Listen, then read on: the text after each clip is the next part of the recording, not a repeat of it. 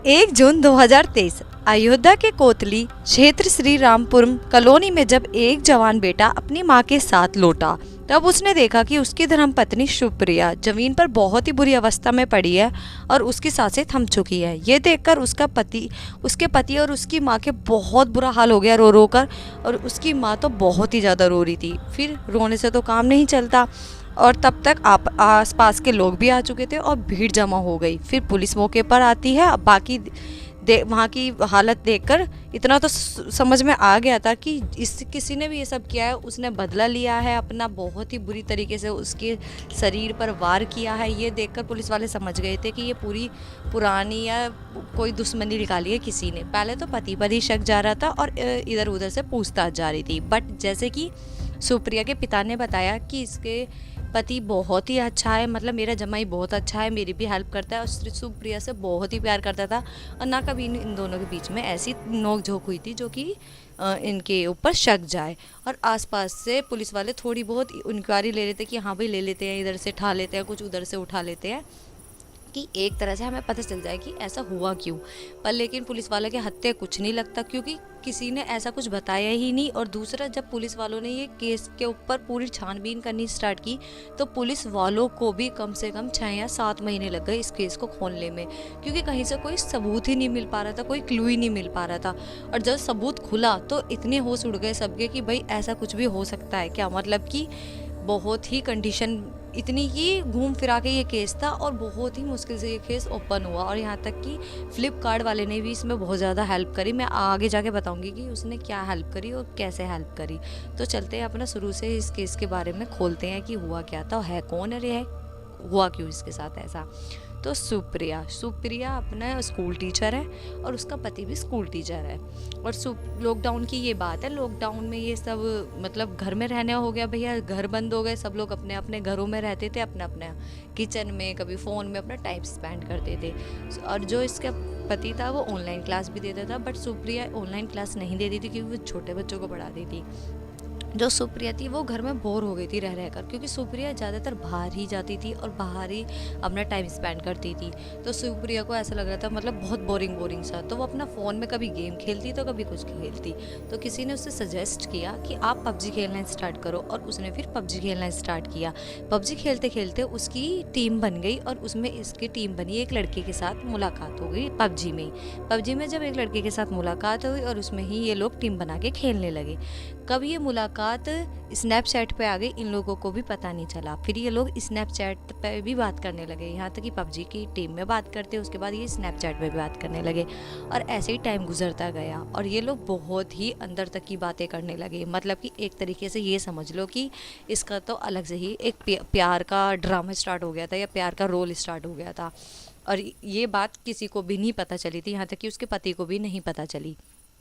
बस ऐसे ही टाइम बीतता गया। आया 1 जून 2023। जैसे कि मैंने आपको पहले बताया कि उसके मम्मी और वो खुद उसका पति बाहर गए थे किसी काम से मार्केट, और जब वो घर आए तो सुप्रिया के साथ कुछ ऐसी हालत मिली। बट यहाँ पर एक क्लू ये था कि सुप्रिया के साथ ऐसा किया क्यों। पुलिस वालों के साथ बहुत क्वेश्चन थे, और पुलिस वालों ने जब इस पूरी की पूरी छानबीन की तो इसमें ये था कि ऊपर ना काम चल रहा था इनके घर में, मतलब छत, जैसे ये यहाँ पे रहते हैं तो छत पर काम चल रहा था। और उन लोगों को भी भनक नहीं हुई कि ऐसा कुछ भी नीचे से आवाज़ आई हो, किसी को कुछ भी पता नहीं चला कि ऐसा क्यों हुआ। ऊपर भी नहीं, पड़ोसियों को भी नहीं, किसी को भी नहीं। फिर जो काम कर रहे थे वर्कर, उनको ही पुलिस वालों ने उठा लिया, क्योंकि भाई पुलिस वालों के पास तो कुछ तो होना चाहिए उठाने के लिए कि हाँ भाई ये हम जानते हैं कि हुआ क्या है ये। तो उन लोगों ने सबसे अलग अलग पूछताछ भी करी, पर पुलिस वालों को उसमें भी उन्हें कुछ नहीं मिला, क्योंकि ऐसा कुछ उन्हें आवाज़ ही नहीं आई और उन लोगों ने ऐसा कुछ किया नहीं। तो भैया ऐसा कैसे हो सकता है। उन लोगों को फिर 1-2 दिन रख के छोड़ दिया गया। फिर पुलिस वालों ने कॉल की डिटेल्स भी निकलवाई, फ़ोन की छानबीन भी करी गई, पर उन्हें वहाँ से भी कुछ नहीं मिला, क्योंकि कॉल में ऐसा कुछ दिखा ही नहीं कि वो लोग किसी पे शक कर सके या किसी की बातचीत को भी। फिर उसके पति की भी छानबीन की गई और पति के बारे में भी जाना गया। पति के बारे में इसलिए जाना गया कि पुलिस वालों को ये लग रहा था शायद कि पति नहीं किया होगा। बट जब उसके साथ सुप्रिया के साथ ये सब हुआ था तो उसका पति लिटरली ही मार्केट में था, जो कि वीडियो में भी आया, सीसीटीवी कैमरा में भी आया। और जो सुप्रिया थी, और सुप्रिया का जब पोस्टमार्टम की रिपोर्ट आई थी उसमें जो टाइमिंग थी, उस टाइमिंग में उसका पति उस टाइम अवेलेबल ही नहीं था घर पर। फिर उनको लगा क्या पता इसके पति ने पैसे देकर लेकर ये सब कराया हो। तो बट ऐसा उसकी कॉल डिटेल में भी नहीं था, कहीं पर भी नहीं था। फिर एक तरफ से इस केस को ऐसे देखा गया, दूसरी तरफ से कि क्या पता शुभप्रिया का कहीं अफेयर चल रहा हो और ये सब हुआ हो। पर जब ये क्वेश्चन उठाया गया 1-2 महीने बाद, तो रोडों पर लोग निकल गए कि स्कूल टीचर के ऊपर ऐसा आरोप लगाना बहुत गलत है और हंगामे होने लगे। तो पुलिस ने इस केस को फिर वहीं दबा दिया, इस स्टोरी को, और थोड़ी सी आगे जाके इस चीज़ के बारे में सर्च करने लगी। जब पुलिस वालों को फिर पुलिस वाले ने आसपास की कॉल डिटेल भी निकाली उस दिन की, कि आसपास कितने फ़ोन अवेलेबल थे, किस किस ने किस किस को कॉल किया, जितने भी उसके पास कार्ड पड़ोसी थे सबकी कॉल डिटेल निकाली। जैसा मैं बोल रही हूँ ना, इतना आसान था नहीं ये केस को, क्योंकि पुलिस वालों को हर एक चीज़ बहुत ही बारीकी से देखनी पड़ रही थी। फिर पुलिस वालों ने सोचा चलो कैमरे को छानबीन करते हैं। फिर पुलिस वालों ने कम से कम 700 या 800 कैमरे छाने, कि कभी उधर से कैमरा, तो पूरे इधर जैसे उसका घर यहाँ पर है ना, यहाँ से और यहाँ से और मार्केट तक के हर एक कैमरे को ऐसे छाना कि कोई भी ऐसा क्लू मिल जाए जो इसके घर की तरफ हो। फिर मिलता है एक लड़के का कि हाँ ये इसके घर की तरफ जा रहा है। बट जब ये चीज़ देखी तो ना तो उसका फेस समझ में आया, ना ही कुछ समझ में आया, ब्लैक एंड वाइट था, बस उसकी टी शर्ट समझ में आ रही थी। फिर पुलिस वालों ने उस टी शर्ट का फ़ोटो निकलवाया और हर एक जगह छपवा दिया, अखबारों में पहुंचा दिया, और उसके पन्ने छपवाए गए, और फिर व्हाट्सएप पे, इंस्टा पे, हर जगह को ये मैसेज भेजा गया कि हाँ मतलब ऐसी टी शर्ट वाला आपने कहीं किसी देखा हो तो हमें करें। फिर पुलिस वालों के सामने ये भी केस खुल के ही नहीं आ रहा था, क्योंकि कहीं इन्हें कोई क्लू ही नहीं मिल रहा था। बस इतना था कि कोई तेज तलवार या कुछ भी कुल्हाड़ी किसी चीज़ से भी वार किया गया है, बट किससे कुछ पता ही नहीं चल रहा था। फिर पुलिस वालों ने वो टी शर्ट की फ़ोटो हर एक मार्केट वाले को दिखाई, जहाँ जितनी मार्केट थी उस एरिया में, अयोध्या के एरिया में, हर एक दुकान पे जाके इस चीज़ की जानकारी ली। जैसे कि वो हर एक दुकान पे जाके जानकारी ले रहे थे। इसमें उनको 1 महीने से भी ज़्यादा लग गया कि इतनी दुकानें हैं भाई, और वहाँ जहाँ भी ये जाते हैं वहाँ इन्हें कुछ भी नहीं मिलता, कुछ भी नहीं, तो मतलब कुछ भी नहीं। हर दुकान देखी गई, हर एक मार्केट देखी गई, हर एक बाज़ार देखा गया।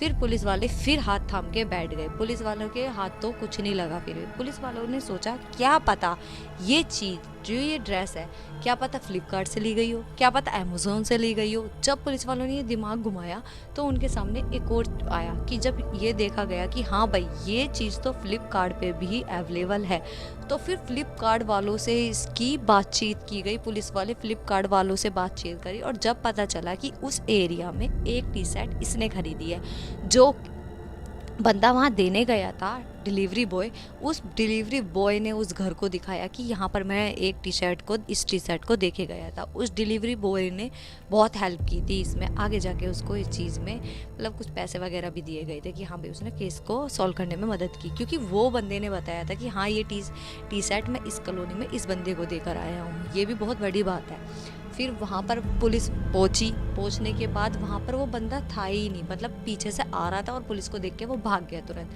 पुलिस वाले उसके पीछे पीछे गए और वो हत्थे भी लग गया, क्योंकि वो इतनी तेज़ तो है नहीं कि भी स्पीड में था और पकड़ लिया। वो कुल 17 और 18 साल का लड़का था और सुप्रिया 30 साल की थी। इधर उससे बातचीत की और वो पहले तो नाटता गया, नहीं ये मेरी टी शर्ट नहीं है और ना ही मैं ये हूँ, ये फलाना ढिमकाना, वो इस चीज़ को नाटता गया। पर पुलिस वालों ने बहुत कड़ी पूछताछ करी और अपने तरीके से पूछा, तो उसने जब बताया हाँ सुप्रिया सुप्रिया को मैं जानता हूँ और सुप्रिया मेरे घर के पास ही रहती थी और वो मेरे साथ मिली थी इस पे पबजी गेम में। जब पबजी गेम में हम लोगों ने बातचीत करी तो इन्होंने बताया कि मैं यहाँ रहती हूँ, और जब पता चला कि हम तो आसपास के ही हैं बिल्कुल, उसके बाद हमारी चीज़ें स्नैपचैट पे भी आने लगी और हम स्नैपचैट पे बात करने लगे। कभी हमने कॉल पे बात नहीं की थी, हम स्नैपचैट पे ही बात करते थे और स्नैपचैट की कॉल पे ही बात करते थे। वहाँ पर हमने बातचीत करी और उसके बाद होता यह है कि मैं ना उसके घर जब जाता था जब कोई भी नहीं होता था, सुप्रिया जब बुलाती थी जब उसके घर पे कोई नहीं होता था, और उसके साथ वो सब संबंध बनाती थी जो लोग आप समझ चुके हो। उसके बाद क्या होता है कि वो समझ जाता है और ऐसे टाइम बीत जाता है। फिर आती है एक जो जून आ जाती है, तो जून में वो उसको बहुत समझाता है कि मतलब मैं तेरे साथ ये सब नहीं कर सकता और हम लोग ये रिश्ता तोड़ देते हैं।